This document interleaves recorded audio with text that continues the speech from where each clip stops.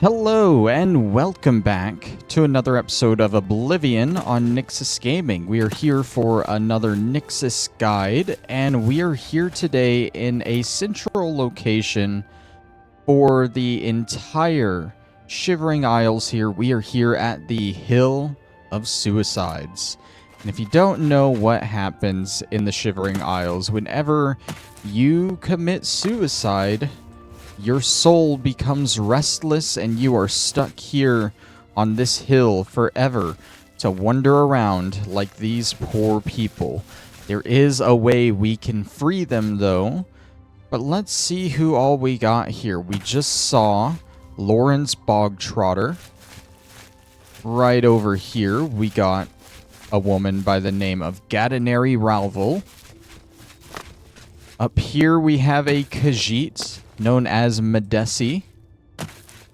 We have Salonia Viria, and at the very top of the hill we have Limark. Now you can find all 5 of them, but if you try and interact with them, all you get is that thing at the top there. You cannot speak with this restless soul. They are just doomed to wander this tiny little hill for all eternity, unless some brave adventurer such as us scours the entire Shivering Isles and finds their skulls and brings them back to them. Is that how you say that? Sure, we'll go with that. That's what today's video is gonna be about. We are going to free these restless souls. You don't really get anything from doing it, but it is just an interesting little thing you can do here in the Isles, so we're gonna do it. Let's go find the first one. Before we start collecting these skulls, though, we're gonna stop in this little settlement of Deepwallow, just south of New Sheoth, and we are looking for Urver Devani. We can talk to him and learn a little bit more about his brother, Gadeneri, and the Hill of Suicides. Greetings.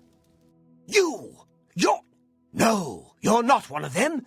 Still, you've no business being here. And if you see them, tell them Urver is ready and waiting.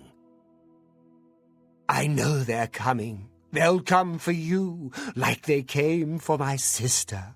Put her on the Hill of Suicides. It's where you end up if you don't die according to his plan.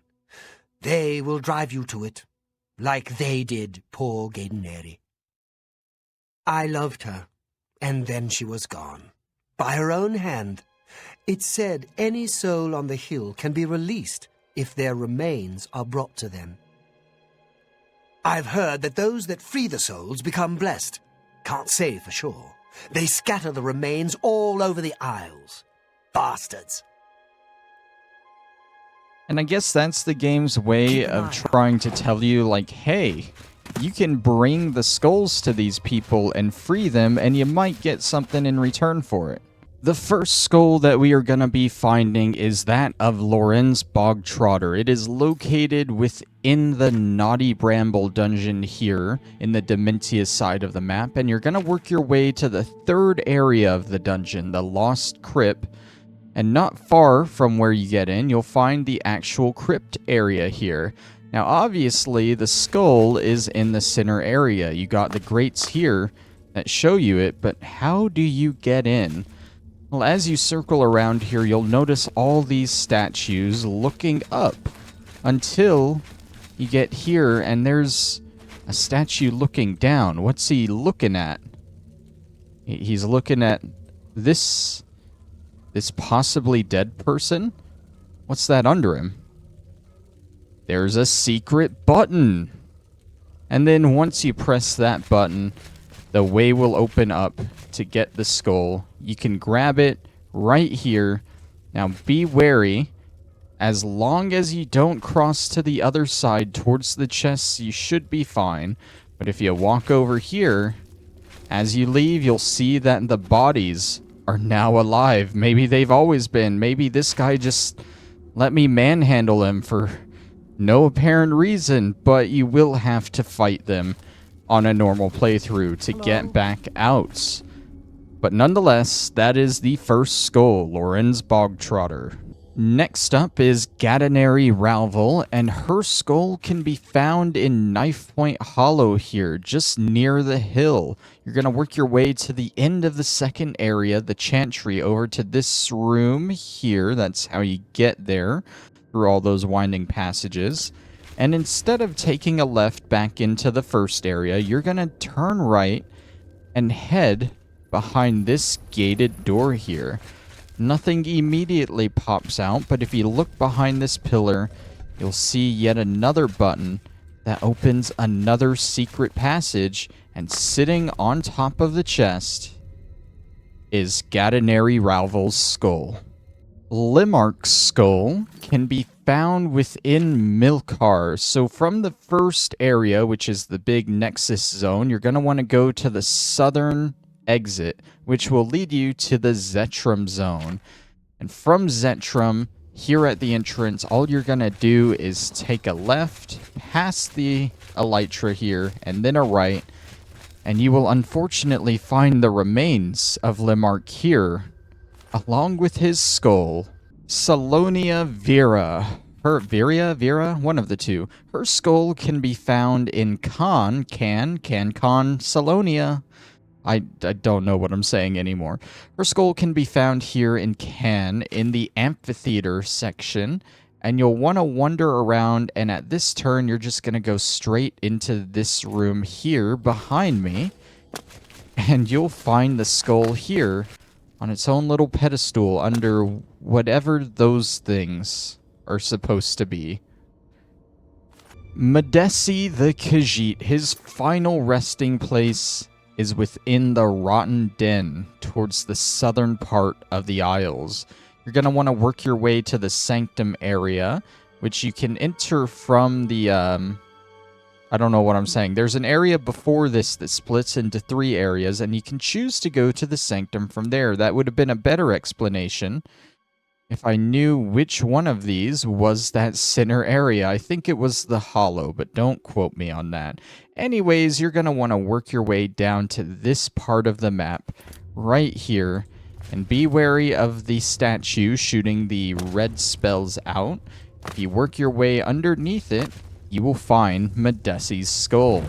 Once you have all 5 skulls in hand, you can return here to the Hill of Suicides in the center of the map, and you can start freeing these lost souls. I want to say I was a little bit wrong when I said earlier that you don't get any rewards for this.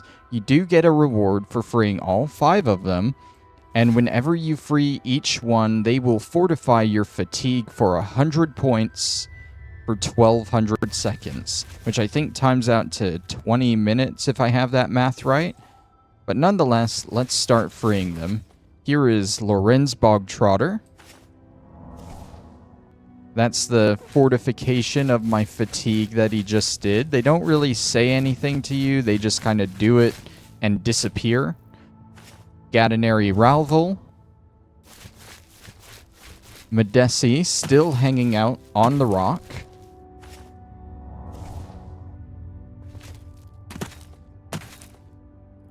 Salonia Viria.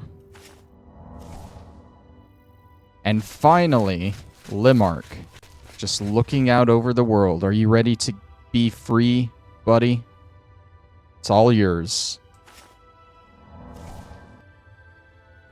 And he will fortify your fatigue as well, but as you can see in the top left corner, we got Risen Flesh, which is a greater power, and it reanimates a body for 60 seconds on touch. So if you're a necromancer, probably not a bad idea to do this. Other than that, though, I don't see much use in the spell. That's probably why I assumed there was no real reward for this, because I got it before and I just kind of played it off because it was useless to me. But nonetheless, it is like a cool little side miscellaneous thing you can do here in the Isles. And it does kind of seem like a collectible thing, so I wanted to cover it in a guide today. A little bit of a short one today for my second to last Oblivion guide that I plan on doing. Next time, we're going to do a little bit of a, I guess, a funner one. It still involves dead people, but It's another cool thing that you can look at here in the Isles. That'll be next time, so thank you for watching, and I'll see you then. Bye-bye! I forgot to include this part in the video, but as a little bit of an added bonus, once you free Gadeneri's soul from the Hill of Suicides, you can return to Erver here in Deepwallow and let him know. I know. He has the same opening dialogue, but this time his topic will be a little different. You've done a great service freeing my Gadeneri. Thank you. And he gives you 600 gold for freeing her. Bye. That, in my eyes, is honestly better than the resurrect spell. But anyways, that's going to be it for today. Thank you all for watching once again, and I'll see you next time. Bye-bye.